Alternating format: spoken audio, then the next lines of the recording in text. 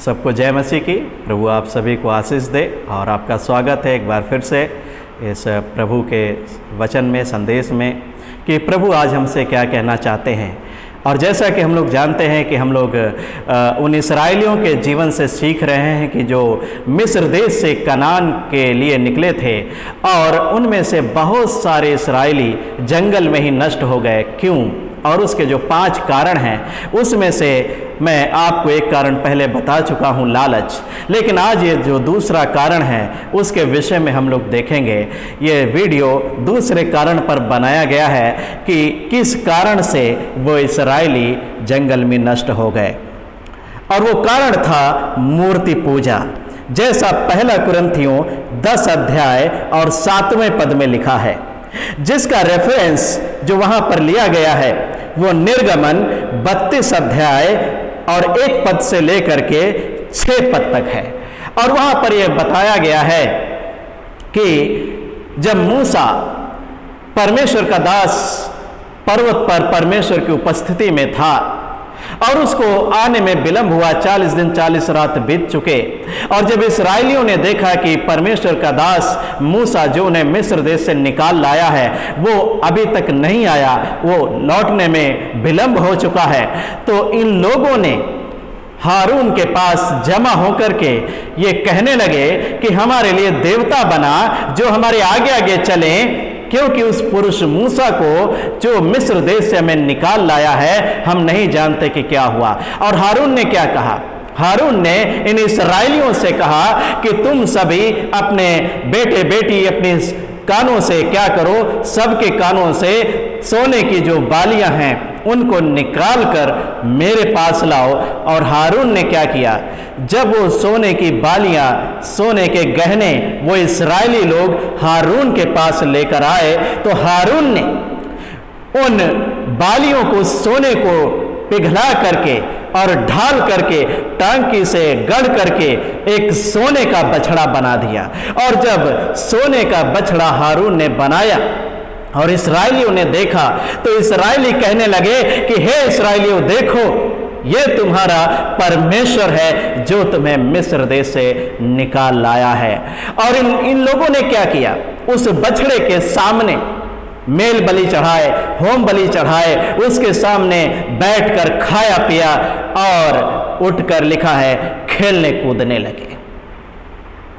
और इस रीति से ये इस्राएली परमेश्वर की उस आज्ञा के विरोध में उन्होंने पाप किया जो परमेश्वर ने निर्गमन 20 अध्याय 4 पद में जो अपने 10 नियमों को 20 अध्याय में दिया, उसके जो 4 पद में लिखा है, जो दूसरी आज्ञा है कि तू अपने लिए कोई भी मूर्ति खोद कर ना बनाना, तो अपने लिए कोई मूर्त मत बनाना। और उसी अध्याय के 22-23 पद में यह लिखा है कि जब परमेश्वर उनके बीच में उस होरे पर्वत पर उतर आया तो परमेश्वर ने लोगों को ये कहा 22-23 पद में कि हे लोगों, हे इस्राएलियों, देखो तुमने कोई रूप या स्वरूप नहीं देखा, तुमने पर्वत पर से मेरी आवाज को, मेरे वचनों को आते हुए सुना है, तुमने मेरी वाणी को सुना है, इसलिए तुम मेरे साथ किसी को सम्मिलित मत करना और ना अपने लिए सोने या चांदी से देवताओं को बना लेना। परमेश्वर की इस आज्ञा के विरोध में ये बहुत ही जल्दी फिर गए, पाप में गिर गए और परमेश्वर के विरोध में, उसकी आज्ञा के विरोध में ये सभी वो करने लगे जो इन्हें करने के लिए परमेश्वर ने मना किया था। आज मैं इस संदेश के द्वारा आपके सामने कुछ बातों को रखना चाहता हूं। मैं आपके सामने एक पद पढ़ना चाहता हूं, निर्गमन 32 अध्याय उसके पहले पद को। और यहां पर लिखा, इस प्रकार से लिखा हुआ है, जब लोगों ने देखा कि मूसा को पर्वत से उतरने में विलंब हो रहा है, तब वे हारून के पास इकट्ठे होकर कहने लगे, अब हमारे लिए देवता बना जो हमारे आगे आगे चले, क्योंकि उस पुरुष मूसा को जो हमें मिस्र देश से निकाल ले आया है हम नहीं जानते कि क्या हुआ। ये क्या बोल रहे थे? ये बोल रहे थे कि उस पुरुष मूसा को जो हमें मिस्र देश से निकाल लाया, हम नहीं जानते कि क्या हुआ। क्या ये जो बोल रहे थे, क्या ये सच बोल रहे थे? क्या इन्होंने वाकई नहीं मूसा को देखा था कि मूसा कहां गया? क्या इनको वाकई नहीं मालूम था? नहीं, ये झूठ बोल रहे थे, क्योंकि इन्होंने मूसा को, परमेश्वर के दास को, उस पर्वत पर जिस पर परमेश्वर उतरा था, उस पर मूसा को अपनी आंखों से जाते हुए देखा था। उस पर्वत पर जिस पर से परमेश्वर ने अपनी वाणी को इन्हें सुनाया था, अपने वचन को सुनाया था, 10 नियमों को सुनाया था। और परमेश्वर की वाणी को सुन करके ये सभी लोग डर के मारे मूसा के पास जाकर कहने लगे थे कि हे मूसा, तू ही हमसे बात कर, यहोवा हमसे बात ना करे, कहीं ऐसा ना हो कि हम मर जाएं। और जब मूसा परमेश्वर के पास गया, तो मूसा क्यों परमेश्वर के पास गया? क्यों परमेश्वर ने मूसा को अपने करीब आने के लिए कहा? किस लिए? किन लोगों के लिए? इन्हीं इस्राएलियों के लिए, क्योंकि परमेश्वर ने मूसा को अपने पास इसलिए बुलाया कि मूसा को परमेश्वर इन इस्राएलियों के लिए वो जीवनदायक विधियां और नियम और आज्ञाएं दे, जिनके मानने के द्वारा, जिनको पूरा करने के द्वारा ये जीवित रहते, जैसा एहेजकेल 20 अध्याय में लिखा हुआ है। लेकिन जब 40 दिन बीत गए, 40 रात बीत गए और इन्होंने देखा कि मूसा नहीं उतरा पर्वत पर से, इनका मन व्याकुल हो गया, इनका मन डामाडोल होने लगा और हारून के पास इकट्ठे होकर के कहने लगे, हमारे लिए देवता बना। अभी कितने दिन हुआ था कि परमेश्वर की इन्होंने आज्ञा उस पर्वत पर से सुनी थी कि तू कोई भी अपने लिए मूरत मत बनाना। अभी 40 ही दिन तो बीते थे और इतनी जल्दी ये सभी परमेश्वर की आज्ञा से फिर करके परमेश्वर के विरोध में वो करने लगे जो परमेश्वर ने उन्हें मना किया था। ये इतनी जल्दी परमेश्वर की उस दया को, उस प्रेम को, उस छुटकारे को, वो सारे सामर्थ्य के कामों को जो परमेश्वर ने इन लोगों की भलाई के लिए किया थे, वो सब कुछ भूल करके ये फिर गए, ये गिर गए, ये तुरंत अपने लिए दूसरे ईश्वरों को ढूंढने लगे।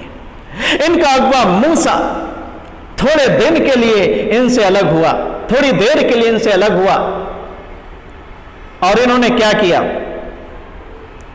इन्होंने परमेश्वर की सारी आज्ञाओं से फिर करके अपनी इच्छा के अनुसार देवता को गढ़ लिया, मूरत को ढालकर बना लिया। परमेश्वर के सारे उपकार, सारी दया प्रेम भूल करके इन्होंने इस प्रकार का घृणित कर्म किया। क्या इनका भरोसा बस इतना ही था? क्या ये परमेश्वर से इतना ही प्रेम करते थे कि जैसे ही इनका अगुआ इनसे दूर हुआ कि ये सारे गलत कामों को करने लगे? क्या इनका संबंध परमेश्वर के साथ बस इतना ही था? क्या मूसा तक ही सब कुछ सीमित था कि इस प्रकार का इन्होंने काम करना शुरू कर दिया? और मैं जल्दी से आपको एक बात बताना चाहता हूं कि इन्होंने ऐसा क्यों किया, ऐसा क्यों और किन लोगों के कारण हुआ कि इतनी जल्दी ये परमेश्वर की आज्ञा से फिर करके अपने लिए सोने और चांदी के देवता को इन्होंने गढ़ लिया और बना लिया। इस बात को समझने के लिए मैं आपके सामने एक पद को पढ़ना चाहता हूं जो गिनती 11 अध्याय और 4 पद में लिखा हुआ है, जैसा कि हमने पिछले कारण में भी सीखा था।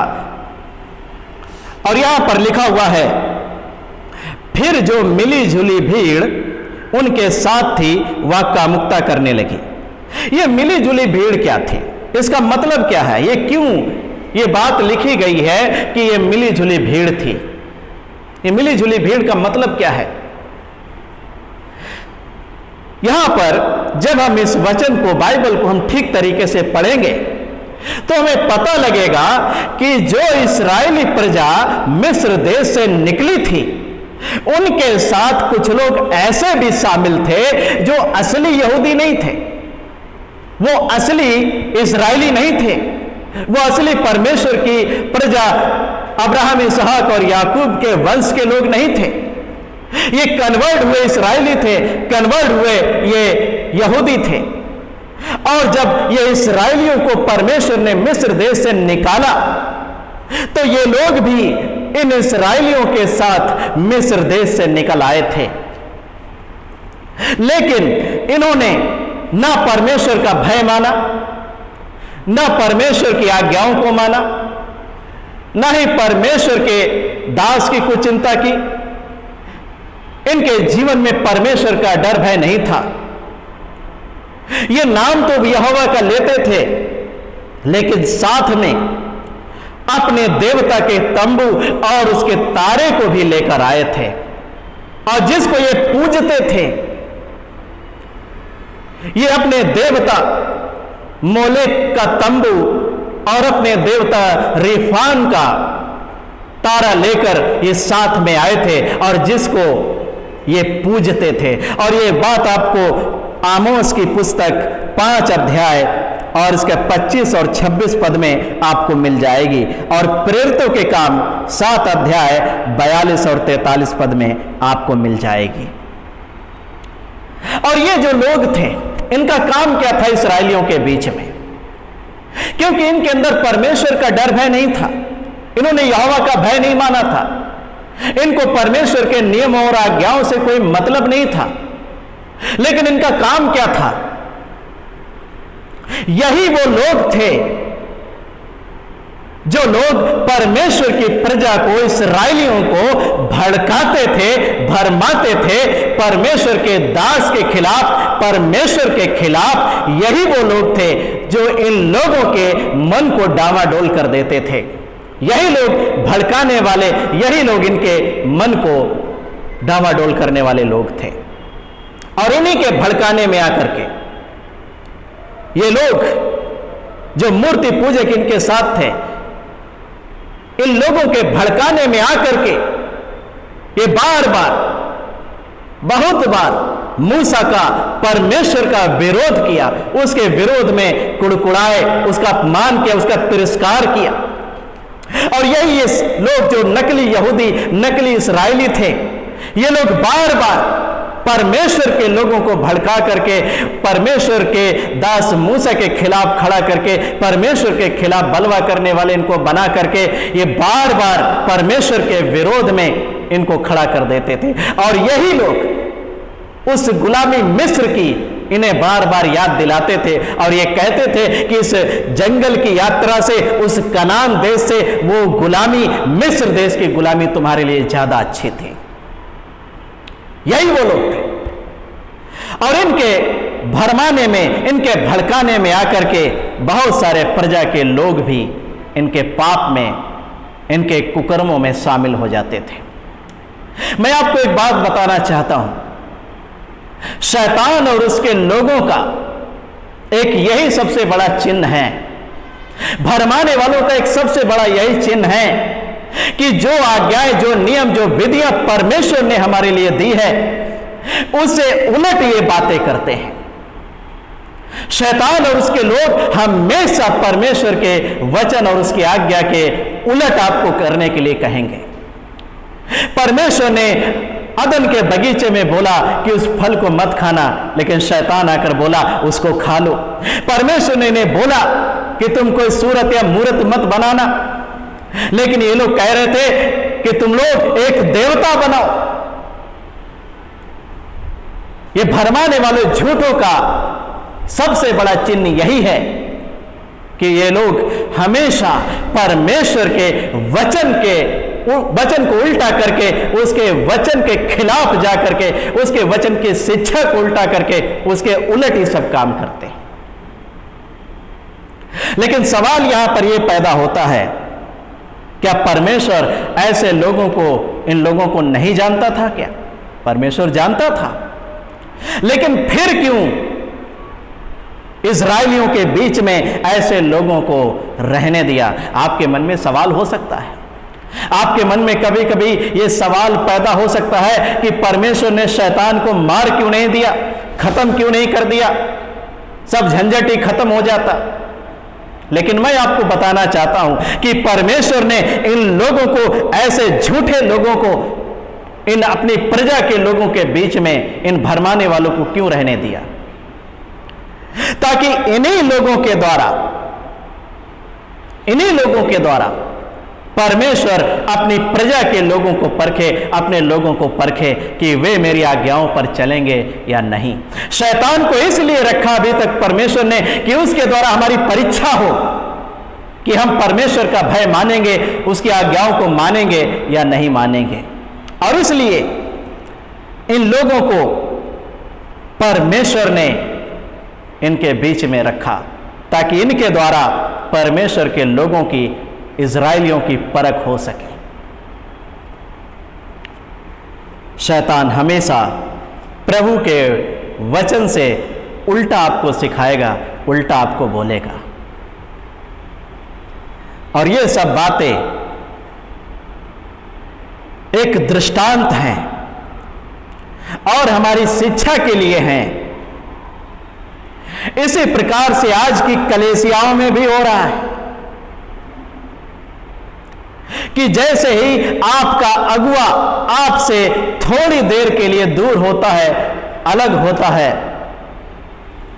लोगों का मन डामाडोल होने लगता है, लोगों का विश्वास खत्म होने लगता है, लोगों के अंदर से प्रेम जो प्रभु के प्रति है वो खत्म होने लगता है, लोगों का भरोसा परमेश्वर पर से उठ जाता है और वे तुरंत ही परमेश्वर के सारे उपकारों को, सारे उन कार्यों को, उन सामर्थ्य के कार्यों को भूल करके अपने उन्हीं ईश्वरों को पूजने के लिए, उपासना करने के लिए चले जाते हैं जहां से परमेश्वर ने उन्हें इसलिए निकाला था कि वे अनंत जीवन पाए।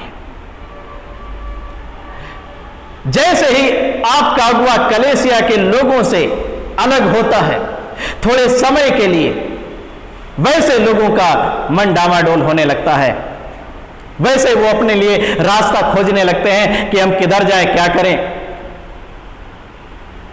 क्या आपका विश्वास, क्या आपका भरोसा, क्या आपका प्रेम, आपका रिश्ता सिर्फ अगुए तक ही है? अगुए ने आपको क्या सिखाया कि आप सिर्फ अगुए तक ही सीमित रहो? नहीं, अगुआ इसलिए हमें शिक्षा देता है, प्रभु के वचनों से सिखाता है कि हमारा भरोसा, हमारा विश्वास, हमारा प्रेम, हमारा रिश्ता परमेश्वर के साथ हो, हमारा विश्वास परमेश्वर पर हो, हमारा भरोसा परमेश्वर पर हो, हमारा रिश्ता पिता और संतान का उसके साथ जुड़ा हो, व्यक्तिगत। हमारे जीवन में व्यक्तिगत यीशु मसीह उद्धार करता मानकर हमें ग्रहण करने की जरूरत होती है। और इसीलिए एक अगुआ परमेश्वर के वचन से कलीसिया को सिखाता है कि वो लोगों को परमेश्वर की ओर लेकर जाए। लेकिन जैसे ही थोड़ी देर के लिए आपका अगुआ आपसे अलग होता है, कारण कोई भी हो सकता है, वो बीमार हो सकता है, किसी कारणवश आपके बीच में नहीं पहुंचा, किसी कारणवश वो नहीं आ पाया आपके बीच में, 10 दिन, 15 दिन, 20 दिन, महीने भर गुजर गए, प्रभु के दास कहीं और सेवा कार्य के लिए चले गए। लेकिन जैसे ही थोड़ी दूरी अगुए से होती है, लोगों का मन डामाडोल होने लगता है, लोगों का विश्वास खत्म होने लगता है, प्रभु पर से भरोसा उठ जाता है और लोग तुरंत ही परमेश्वर के कार्यों को भूल करके उन्हीं देवी देवताओं, ईश्वरों को पूजने के लिए चले जाते हैं जो हाथ के बने हुए हैं, जिनमें जीवन नहीं है, जिनमें उद्धार करने की शक्ति नहीं है, जिनमें पाप क्षमा करने की कोई सामर्थ्य नहीं है। ऐसे ईश्वरों को पूजने के लिए चले जाते हैं, तुरंत ही परमेश्वर को भूल जाते हैं, जैसे कि इन इस्राएलियों ने किया।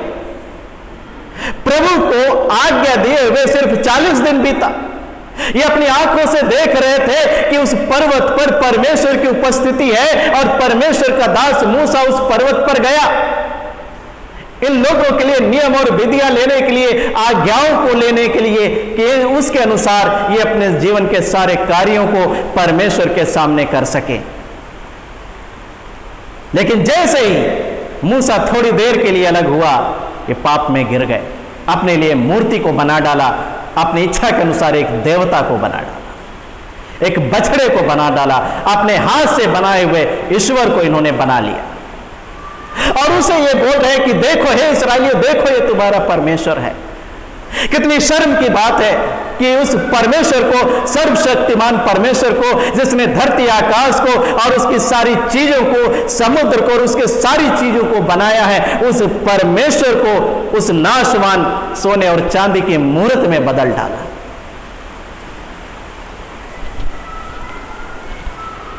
दूसरी बात, जैसे उनके बीच में झूठे और भरमाने वाले थे, वैसे आज हमारे बीच में भी झूठे और भरमाने वाले हैं। और किस लिए उनको रखा गया है? ताकि उनके द्वारा हमारी जांच और परख हो सके। जैसा कि उन इस्राएलियों के बीच में वो नकली यहूदी, नकली इस्राएली थे, जिनके अंदर परमेश्वर का भय नहीं था, जो शैतान के उपासक थे और जो लोगों के मन को डामाडोल कर दिए, परमेश्वर की ओर से उनके मनों को हटा करके एक मूर्ति बनाने के लिए कहा, वैसे ही आज हमारे बीच में भी ये झूठे मसीही, झूठे भविष्यवक्ता, झूठे उपदेशक, झूठे प्रेरित पाए जाते हैं, जो लोगों के सामने एक स्वर्गदूत के समान अवतरित होते हैं, प्रकट होते हैं, लेकिन असल में वो भरमाने वाले और झूठे होते हैं। लेकिन क्यों परमेश्वर ने ऐसे लोगों को हमारे बीच में रखा? इसलिए कि उनके द्वारा हमारी परख हो सके। और यहां पर मैंने कुछ बातों को लिखा हुआ है ताकि ये हमेशा मेरे पास रहें। लिखा है, और जितने लोग उन इस्राएलियों के समान ऐसे झूठों और भरमाने वालों के पीछे जाएंगे और परमेश्वर और मूसा की ना सुनकर उनकी झूठ और भरमाने वालों की सुनेंगे, वे सब नष्ट हो जाएंगे। जैसे कि ये इस्राएलियों ने उन झूठों की, भरमाने वालों की बात को सुना, परमेश्वर का क्रोध भड़का और वो नष्ट हो गए, वैसे आज भी होगा। इन झूठे भरमाने वाले, झूठे भविष्यवक्ता प्रेरितों के पीछे, झूठे लोग मसीहों के पीछे, झूठे उपदेशकों के पीछे जो जाते हैं, जो प्रभु के वचन से उल्टा आपको करने के लिए कहते हैं, परमेश्वर के वचन के उल्टे, उसके अर्थ को उल्टा करके आपके सामने पेश करके आपको अपने लाभ का कारण बना लेते हैं, ऐसे सभी लोग जो ऐसों के पीछे जाएंगे, वे सब उन इस्राएलियों के समान नष्ट हो जाएंगे। याद रखिए कि ये जो परमेश्वर ने हमारे सामने ये दृष्टांत के रूप में अपने वचन में हमारी शिक्षा के लिए ये दे दिया है, इस विषय को, इसको हल्के में मत लीजिएगा, क्योंकि हमारा मसीह प्रभु बहुत जल्द बादलों पर आने वाला है अपने लोगों को ले जाने के लिए। कहीं ऐसा ना हो कि आप अपने जीवन को, अनंत जीवन को खो दो, आप अपने प्रतिफल को खो दो, आपका मुकुट कोई दूसरा ले ले। इसलिए बहुत ही सावधान और चौकस हो जाइए। तीसरी बात मैं आपके सामने रखना चाहता हूं, आज लोग डायरेक्ट मूर्ति पूजा तो नहीं करते, डायरेक्ट मूर्ति को नहीं पूजते, लेकिन इनडायरेक्ट, अप्रत्यक्ष रूप में लोग मूर्ति को पूज रहे हैं। प्रत्यक्ष रूप में लोग मूर्ति को नहीं पूजते, लेकिन अप्रत्यक्ष रूप में आज लोग मूर्ति पूजा में लगे हुए हैं। और वो हमारे लिए मूर्ति क्या है? वो हाथ की बनी हुई मूर्त, मैं उसकी बात नहीं कर रहा हूं, आप उसको नहीं पूछते, मैं जानता हूं। लेकिन मैं आपको यहां पर बताना चाहता हूं, जिस भी चीज या व्यक्ति को आपने परमेश्वर से ज्यादा आप प्रिय जानते हो, जिस चीज को, व्यक्ति को, जिस भी अपनी आदत को, जिस भी कार्य को आप परमेश्वर से ज्यादा प्रिय जानते हो, वह आपके जीवन में मूर्ति है। और उसे आपने यदि अपने जीवन में परमेश्वर के स्थान को देकर रखा है तो वह आपके लिए मूर्ति है। और वह कुछ भी हो सकता है। मैं कुछ बातें आपके सामने रखना चाहता हूं जो आपके जीवन में मूर्ति के रूप में हो सकती है। लालच, यदि आपके जीवन में लालच है किसी भी प्रकार का, तो आप मूर्ति पूजा कर रहे हो। जैसा कि हमने पिछले कारण में सीखा था कि लालच मूर्ति पूजा के बराबर पाप है। आपका मोबाइल फोन, जिसको परमेश्वर से ज्यादा प्रिय जानते हो, वचन पढ़ने से ज्यादा आप प्रिय जानते हो, प्रार्थना करने से ज्यादा आप प्रिय जानते हो, क्योंकि इस समय बहुत सारे मसीही, ज्यादातर मसीही जवान भाई बहन अपने मोबाइल फोन में बिजी रहते हैं। एक तरफ बाइबल रखी है, दूसरी तरफ फोन, लेकिन बाइबल पे हाथ नहीं जाता। बाइबल को उठा करके नहीं देखते, बाइबल को नहीं पढ़ते, लेकिन फोन को उठा करके वो एक सेकंड बाद, 2 सेकंड बाद, 2 मिनट बाद, 5 मिनट बाद घड़ी घड़ी उसको देखते रहते हैं। उनका ध्यान बाइबल की तरफ, परमेश्वर के वचन की तरफ नहीं होता जितना अपने मोबाइल की तरफ होता है। अगर आपके जीवन में ऐसा है तो यह आपका मोबाइल फोन, जिसे आप परमेश्वर से ज्यादा प्रिय जानते हो, उसके वचन से ज्यादा प्रिय जानते हो, वह आपके जीवन में मूर्ति है। कोई व्यक्ति जिसको आप परमेश्वर से ज्यादा अपने जीवन में प्रिय जानते हो, परमेश्वर से बढ़कर के उसकी बात को मानते हो, वह आपके जीवन में मूर्ति हो सकता है। वह आपके जीवन में मूर्ति है। आपके कुछ ऐसे कार्य जो परमेश्वर नहीं चाहता कि आप करो और आप करते हो, वो मूर्ति है, वो मूर्ति पूजा के बराबर है। नशा, यदि आपके अंदर नशे की लत है, आप बीड़ी पीते हैं, शराब पीते हैं, तंबाकू खाते हैं, नाना प्रकार के, यदि आपके अंदर नशे किसी भी प्रकार का एक भी रत्ती भर भी नशा है, गुटखा खाते हैं, परमेश्वर का वचन कहता है हर एक नशे से अलग हो जाओ, लेकिन आप अगर उसे कर रहे हो तो आपके जीवन में मूर्ति है। आपका गलत चाल चलन जिसे परमेश्वर छोड़ने के लिए कहता आप नहीं छोड़ रहे हो, वो आपके जीवन में मूर्ति है। आप धोखा देते हो, आपके अंदर चोरी और चालाकी है, परमेश्वर के वचन को आप जानते हो कि ऐसा करना पाप है, लेकिन फिर भी आप कर रहे हो, यह आपके जीवन में मूर्ति है।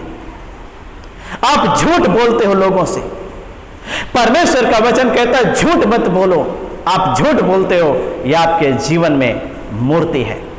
ऐसा और भी बहुत सारे कार्य हो सकते हैं आपके जीवन में जिनको आप करते हो और जिन्हें परमेश्वर नहीं चाहता है कि आप वो करो, लेकिन आप वो करते हो। आप परमेश्वर के वचन को जानते हो कि ऐसा करना पाप है, ऐसा करना गलत है, और आप वो कर रहे हो, तो याद रखो वो मूर्ति पूजा आप कर रहे हो, वो मूर्ति के समान आपके जीवन में है। लेकिन परमेश्वर हमसे मांग करता है कि आप उन सभी चीजों, कार्यों, व्यक्तियों से अलग हो जाओ जिन्हें तुम मुझसे अधिक प्रिय जानते हो या मुझसे अधिक जिन्हें आप महत्व देते हो। और जब आप इसका 2 कुरिन्थियों 6 अध्याय जब हम इसका पढ़ते हैं तो यहां पर देखिए परमेश्वर कुछ हमसे कहता है। 2 कुरिन्थियों 6 अध्याय, और यहां पर लिखा हुआ है, देखिए उसके हम 16वें पद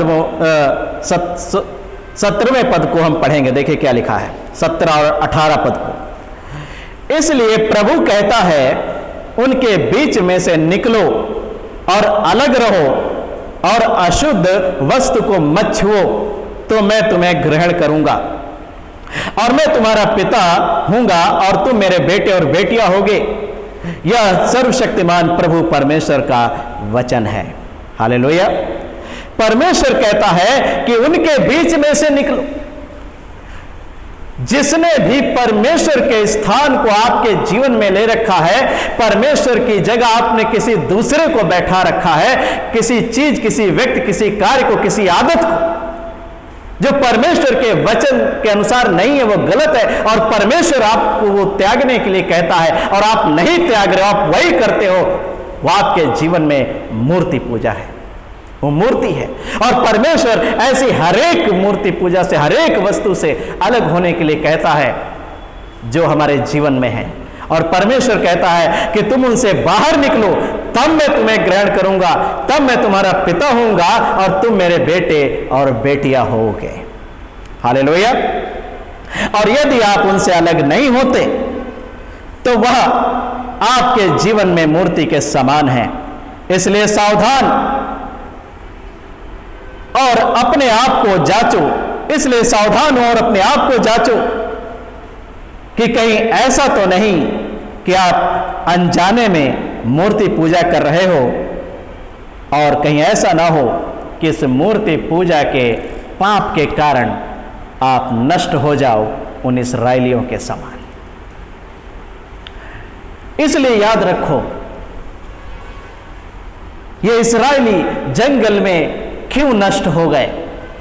ये दूसरा कारण इनके नाश होने का था, लाखों लोग नष्ट हो गए और यह दूसरा कारण था मूर्ति पूजा।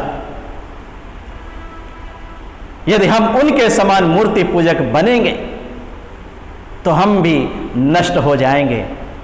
इसलिए याद रखो, परमेश्वर ने हमें नाश होने के लिए नहीं परंतु अनंत जीवन देने के लिए बुलाया है। इसलिए सावधान हो जाओ, हर एक मूर्ति को अपने जीवन से दूर कर दो। अपने जीवन में परमेश्वर का स्थान, परमेश्वर का जो स्थान है उस परमेश्वर को दो, परमेश्वर को वहां पर बैठाओ, परमेश्वर को वहां पर बसाओ, परमेश्वर की अधीनता में होकर के उसकी हर एक आज्ञा के अनुसार अपने जीवन को चलाओ, उसकी हर एक इच्छा को अपने जीवन से पूरा करो। क्योंकि याद रखो, प्रभु यीशु मसीह मत्ती 7 अध्याय 21 पद में कहते हैं कि जितने मुझसे हे प्रभु कहते हैं उनमें से प्रत्येक स्वर्ग के राज्य में प्रवेश नहीं करेगा, परंतु वही जो मेरे स्वर्गीय पिता की इच्छा पर चलता है। और पिता की इच्छा क्या है कि आप हरेक उस मूर्ति से अलग हो जाओ जो आपके जीवन में है, जिसने आपके जीवन में परमेश्वर के स्थान को ले लिया है। जिस चीज को, जिस व्यक्ति को, जिस वस्तु को, जिस आदत को आपने परमेश्वर के स्थान पर रखा है, उसको हटा करके उस जगह पर परमेश्वर को बैठाओ। क्योंकि परमेश्वर कहता है, क्या तुम नहीं जानते तुम मेरे मंदिर हो और परमेश्वर का आत्मा तुम में वास करता है।